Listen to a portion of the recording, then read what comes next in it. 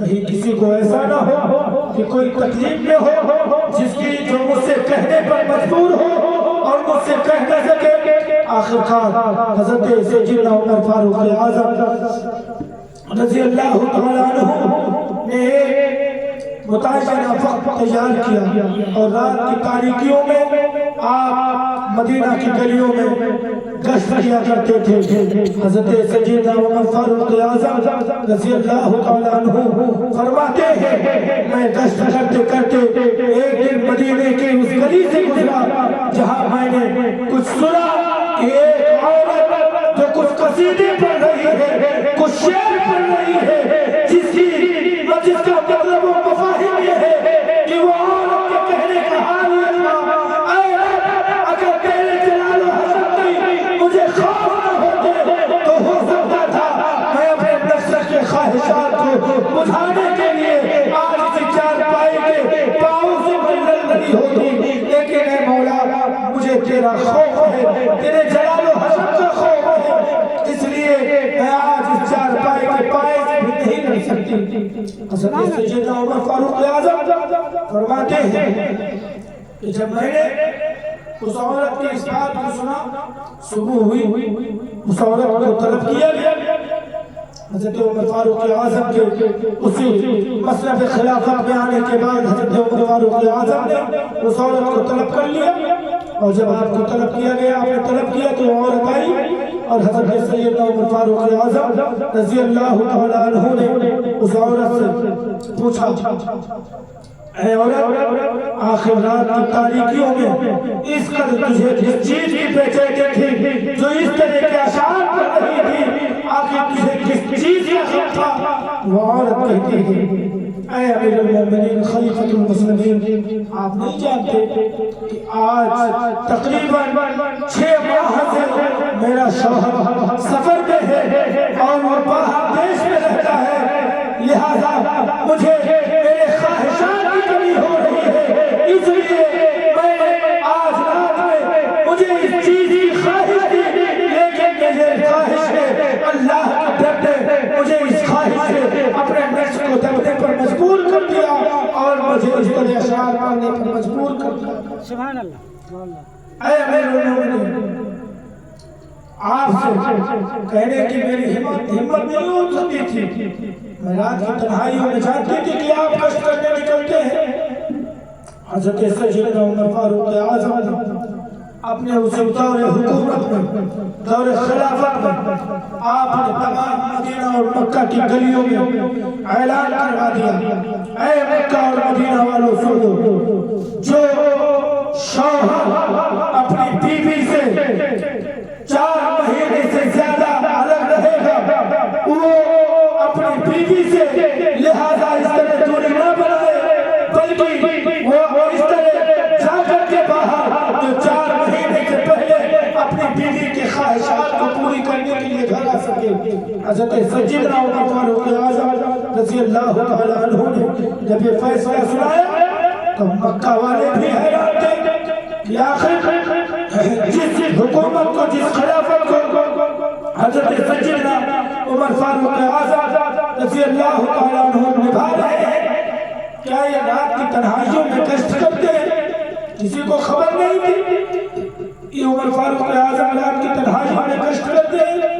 حضرت عمر فاروق اعظم رضی اللہ تعالیٰ عنہ اس طرح گشت کرواتے تھے کہ مدینہ اور مکہ مدینہ کے لوگوں کو بھی اس کا احساس نہیں ہوتا تھا کہ آخر عمر یہ گشت کر رہے ہیں یا ہماری مخبری اور ہماری رہنمائی کوئی کر رہا ہے یا نہیں کر رہا۔ سبحان اللہ۔ لیکن حضرت عمر فاروق اعظم کے اس فیصلے پر لوگوں نے متفقہ طور پر یہ اعلان کیا تھا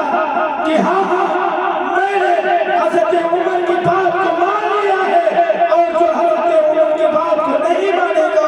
وہ فلا سزا کے مستحق ہوگا، اس لیے اگر اس کی بیوی بنے گی تو اس کا حقدار اس کا شوہر بنا جائے گا۔ سبحان اللہ۔ اور اس کے شوہر کی یہ ذمہ داری ہے کہ اگر باہر ہو جاتا ہے تو 4 مہینے سے پہلے اپنی بیوی کے پاس واپس لوٹنے کی چھمتا رکھ کے، ہمت رکھ کے تو وہ باہر کا سفر کرے۔ حضرت عمر فاروق اعظم نے اپنی عدالت میں ایسے انصاف فرمائے ہیں کہ جس انصاف کو لوگوں نے دیکھا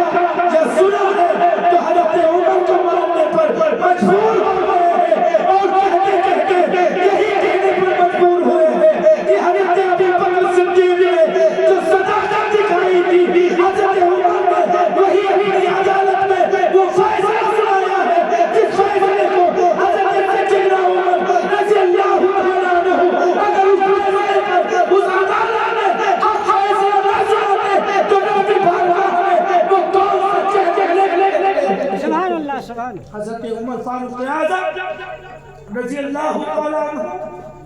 نے اپنی زندگی میں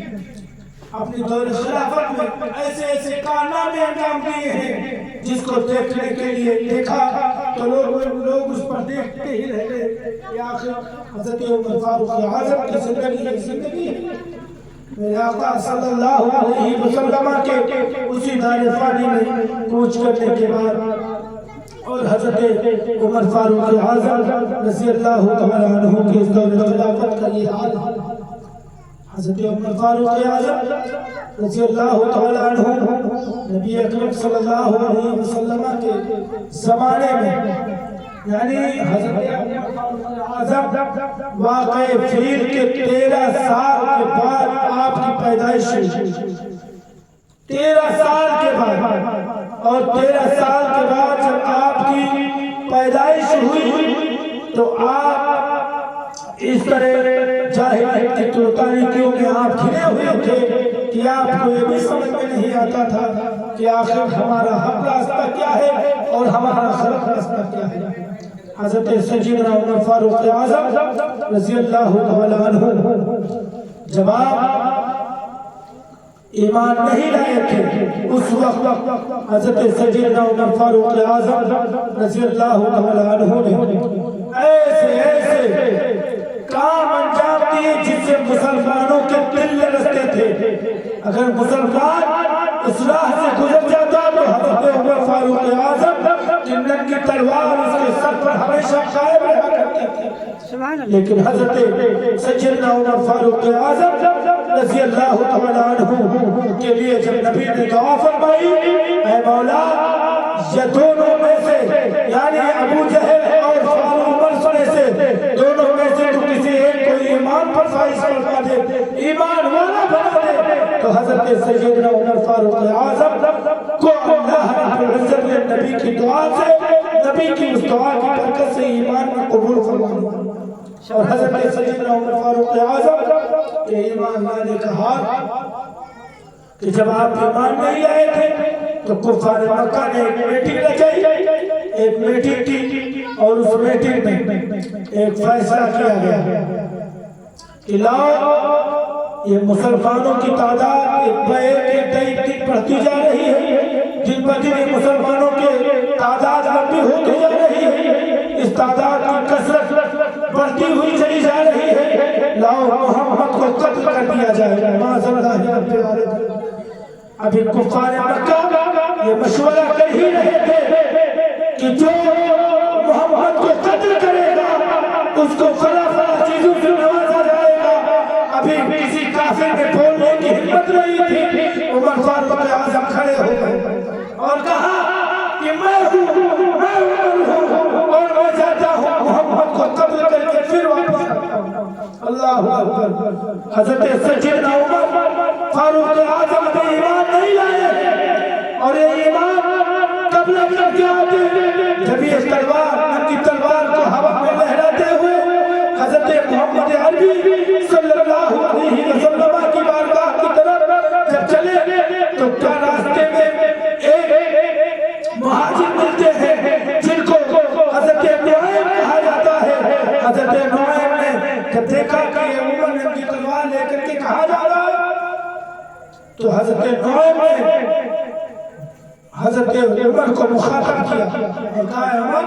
کہاں جا رہے ہو ننگی تلوار لے کر کے کہاں جا رہے ہو عمر نے کہا جا رہا ہوں محمد کو قتل کر دے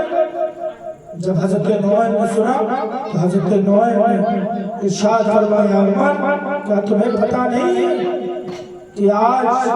تم اگر محمد کو قتل کر دو گے تو کیا تمہیں خاندان قریش یا خاندان بنی جرہم تمہیں بخشے گی؟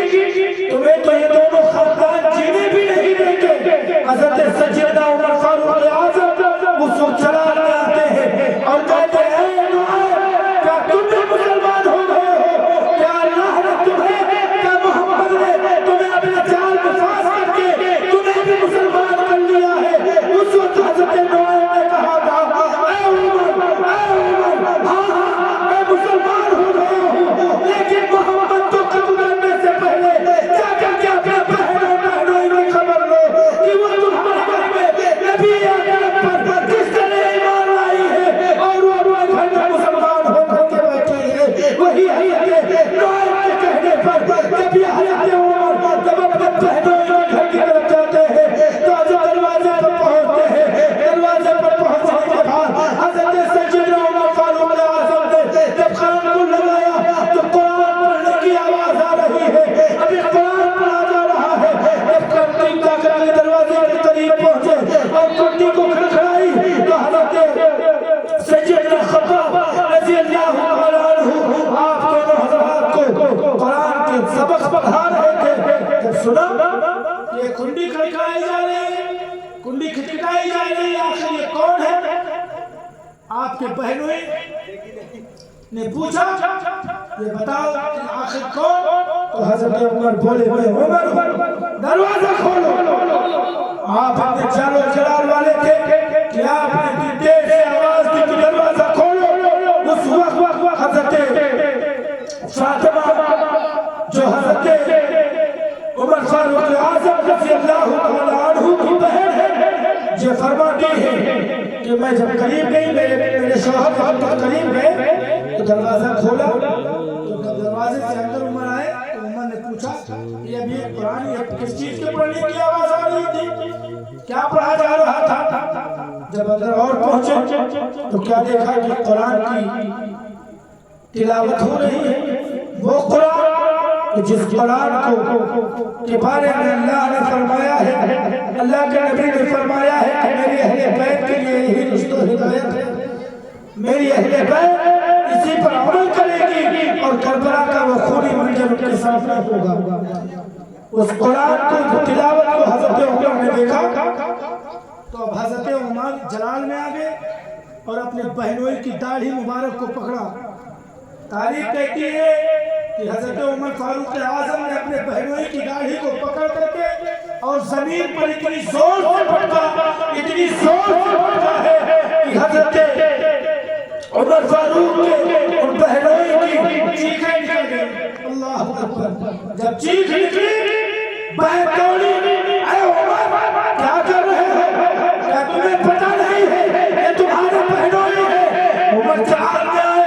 اے بہن کیا کہتی ہے؟ جب تجھ سے کہا گیا تھا کہ اپنے باپ دادا کے ایمان کو نہیں چھوڑنا، آخر تم لوگوں نے اپنے باپ دادا کے ایمان کو چھوڑا ہے، جب اس کی سزا مل رہی ہے۔ جب حضرت عمر فاروق اعظم رضی اللہ تعالیٰ عنہ نے اپنی بہنوں کی داڑھی مبارک کو پکڑ کر کے زمین پر پٹکا ہے اور پکڑنے کے بعد جب مارنے لگے ہیں تو حضرت عمر فاروق اعظم کی بہن فاطمہ قریب آتی ہے اور رونے کے بعد حضرت فاطمہ اپنے شوہر کو بچانے کی کوشش کرتی ہے، لیکن وہ شوہر جو مار کھا کھا کر کے پریشان ہو چکے ہیں، وہی عمر نے اپنے بہن کی اس ممتا کو، اپنی بہن کی اس ممتا اور اس شفقت کو نہیں دیکھا، بلکہ حضرت عمر نے اتنے جلال میں آئے کہ انہوں نے جلال و حسن میں آ کر کے اپنی بہن کو اتنی کھینچ کر کے گھوسا مارا ہے کہ حضرت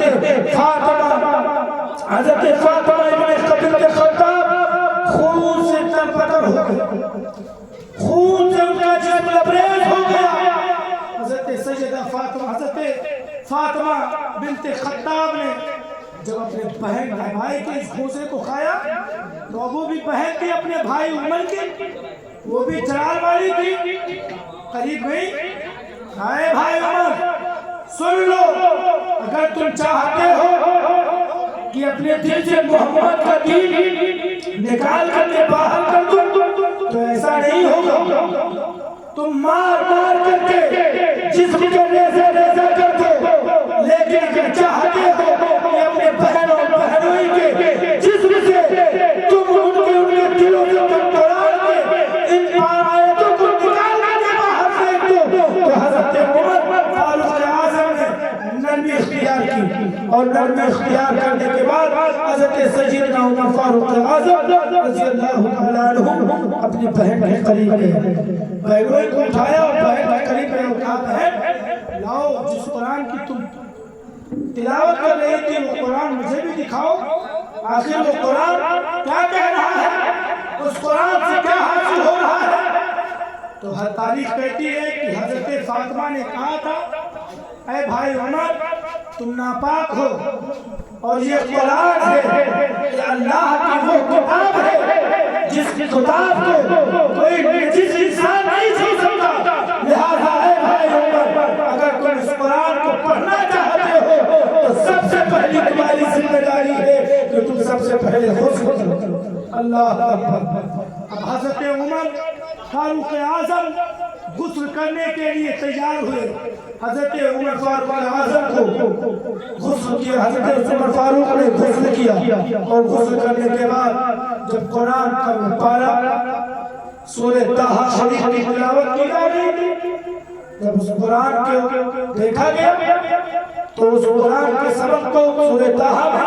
जिसका मफ़हूम ही मुफस्सिरीन ने बयान किया है कि उस आयत का मतलब ये था, अल्लाह खुद कह रहा है कि मैं तुम्हारा माबूद हूँ, मैं तुम्हारी परवरिश करने वाला हूँ, मैं तुम्हें दुनिया के तमाम अखराजात देने वाला हूँ, लिहाजा इस पर अमल करो, और अमल करके तुम इस पर इस कदर काबिल बन जाओ कि तुम भी समझो और नमाज को इस तरह कायम करो कि लोग देखें तो ये कहें कि दीन मोहम्मदी का ये पैगाम है। हज़रत उमर फारूक आज़म बयान करते हैं, कहते हैं जब मेरी बहन ने मुझे कुरान की इस आयत को सुनाया तो मेरा दिल लरज़ गया, और मैंने अपनी बहन से कहा चलो मोहम्मद की बारगाह में मुझे ले चलो, आज मैं ईमान लेकर के आऊँगा। हज़रत खब्बाब रज़ी अल्लाह तआला अन्हु जो हज़रत उमर के बहनोई को कुरान सिखा रहे थे, कुरान पढ़ना बता रहे थे, ये दोनों हज़रात उस जगह मौजूद थे, और हज़रत खब्बाब ने जब उमर की आवाज़ सुनी थी तो डर की वजह से घर के एक कोने में जाकर के छुपे थे। तब हज़रत खब्बाब बाहर निकले, जब सुना इस बात को तो हज़रत खब्बाब बाहर निकले, और बाहर निकलने के बाद हज़रत खब्बाब ने हज़रत उमर को मुखातब किया और कहा, उमर कल जो शब गुज़री है रात की, उसी शब में अल्लाह के पैगंबर ने तुम्हारे लिए दुआ फरमाई थी, अल्लाह अकबर, तुम्हारे लिए दुआ फरमाई थी, ऐ मौला खास कर उमर को तू ईमान में दाखिल कर दे और उनके दिलों से कुफ्र की कुफ्रियत को दूर फरमा दे, कुफ्र की तारीकियों को उनके दिलों से तू दूर फरमा दे, और उनके दिल में तू ईमान की मोहब्बत पैदा फरमा दे। तारीख कहती है, हदीस पाक का मफ़हूम दे रहा है कि अल्लाह के नबी की ये दुआ इस तरह कबूल हुई कि 24 घंटे का वक्त भी नहीं गुजरा और हज़रत उमर ईमान लाने पर मजबूर हो गए। अब पता चलता है कि जो जिसके हाथ में शमशीर नहीं हो, तलवार नहीं हो, नेज़ा भाला रहा हो, अगर कोई कहने वाला ये कहे कि तुम्हारा दीन तो शमशीर के बल पे फैला है, उसके लिए मुंहतोड़ जवाब दिए हैं, उसको मुंहतोड़ जवाब दे सकते हैं कि जिसके हाथ में कुफ्र की तलवार थी और जिसके हाथ में मोहम्मद अरबी का दीन था, अगर वो मोहम्मद अरबी की बारगाह में पहुंच गए तो मोहम्मद अरबी उसकी पुरसी से शहर बना रहे हैं। पता चल रहा है कि मज़ार इस्लाम तलवार से नहीं बल्कि मोहम्मद के पैगाम। पता चला तो पता चलता है कि शमशीर जिसके हाथ में है उसने ईमान नहीं फैलाया है, न ईमान की उसने बका की है, ईमान की बका और हिफाजत उसका तहफ़्फ़ुज़ अल्लाह के महबूब ने किया है, और अल्लाह ने महबूब ने यही हम मुसलमानों को एक पैगाम। आखिरकार जब हज़रत खब्बाब ने पैगाम ये बात हज़रत उमर को बताई तो हज़रत उमर रज़ी अल्लाह तआला अन्हु نکال لے چلو مجھے. اب حضرت خباب رضی اللہ عنہ نکلے